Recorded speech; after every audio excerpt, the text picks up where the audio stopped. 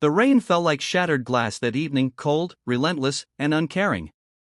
Emily Carter, the woman who had built her life on success and control, sat in her sleek black car, cursing under her breath. Her GPS had led her down a narrow countryside road that had turned into a muddy trap. The car's tires spun uselessly, splattering mud against the doors. She sighed, slamming her hand against the steering wheel. Perfect. Just perfect. The last thing she wanted was to be stranded in the middle of nowhere, in heels, with no cell signal. Her pristine world, filled with glass offices, designer coats, and perfect smiles, felt very far away. That's when she saw him. A boy, no, a young man, pedaling down the road on a rusted bicycle. His clothes were soaked, his sneakers worn. He slowed when he saw her car stuck in the mud, then stopped beside it. His hair was plastered to his forehead, and his breath came out in little clouds. "You need help, ma'am?" he asked, his accent soft, unfamiliar, maybe local, maybe small-town southern. Emily forced a polite smile. "I'll be fine. I've called for help." She hadn't, of course. There was no signal.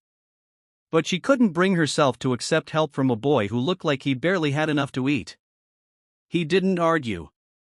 Just looked at the spinning tires, the slope of the road, and the depth of the mud.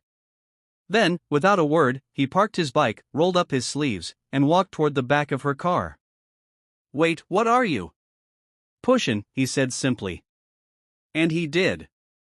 Mud splashed against his jeans as he strained against the back bumper. Emily reluctantly pressed the accelerator.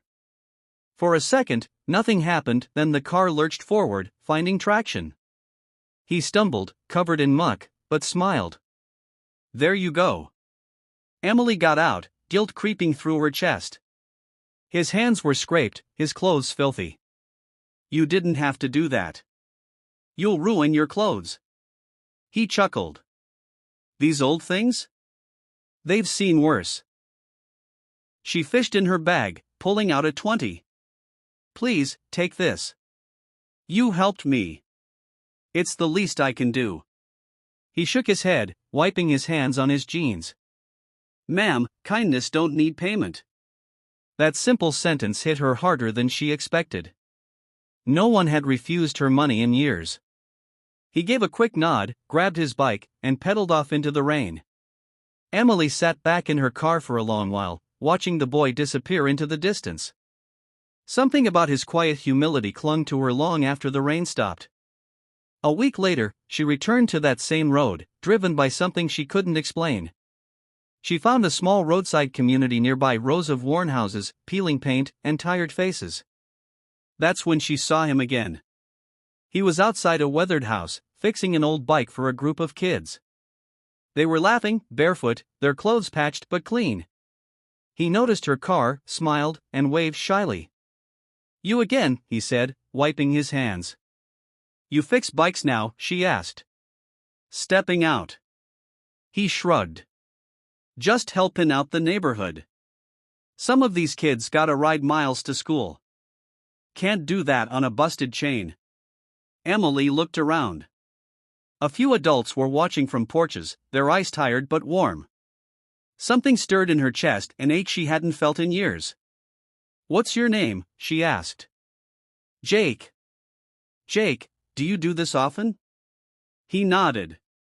"Every day after work. I work mornings at the mill.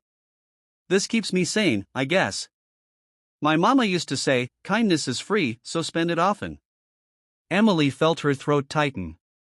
That phrase, simple, yet it carried more truth than all the corporate mantras she'd lived by. 2 months later, things began to change. A new sign appeared outside the old mill town, the Carter Community Center. Inside, kids learned computer skills, single mothers took job training, and every wall was painted with bright colors and hope. Jake was there every day, still fixing bikes, still smiling, still believing that kindness could rebuild anything. One afternoon, as the sun dipped behind the hills, Emily found Jake repairing a tiny pink bike. "You did all this," she said quietly. He shook his head. "No, ma'am. We did. You just gave it a name." She smiled, tears stinging her eyes. "You know. I thought you were just a poor boy on a bike. But you gave me something I didn't even know I'd lost. Jake looked up, curious. What's that? A purpose, she whispered. He smiled, brushing dirt from his hands. Then I guess the bike wasn't the only thing worth fixing. Final message. Sometimes, the richest people are the ones who give without counting. And sometimes, all it takes is one simple act of kindness to change not just a day, but an entire life.